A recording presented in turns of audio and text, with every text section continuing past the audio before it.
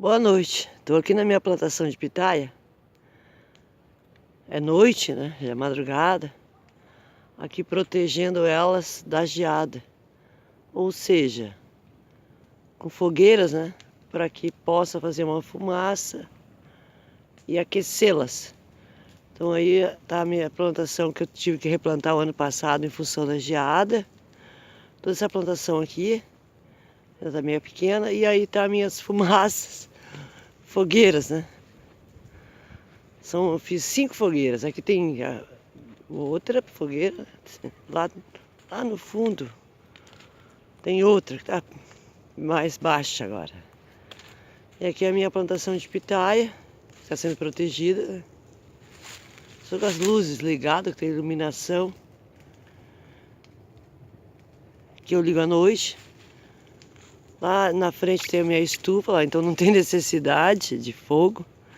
E aqui é para que haja uma fumaça e fique no ar essa fumaça para proteger minhas pitaias. Lá no fundo tem a outra fogueira, mais próxima. Tá um pouco mais baixa agora. Quase nem dá para ver, mas tem uma fogueira aqui. Aí.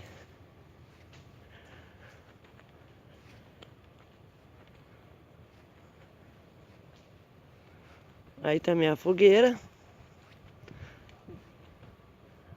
O que mais importa aqui é a fumaça. Que ela tá gerando, né? Uma fumaça. E essa fumaça que vai me proteger da geada.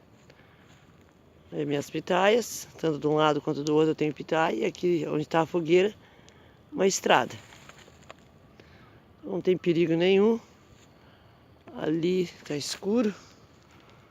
Mas ali estão as minhas pitaias. Mostrá-las mais de perto. Essas estão pequenas, estou protegendo para que não queime novamente como o ano passado, né?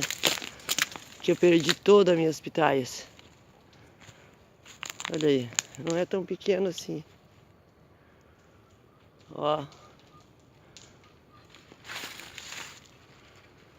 É isso, se gostaram.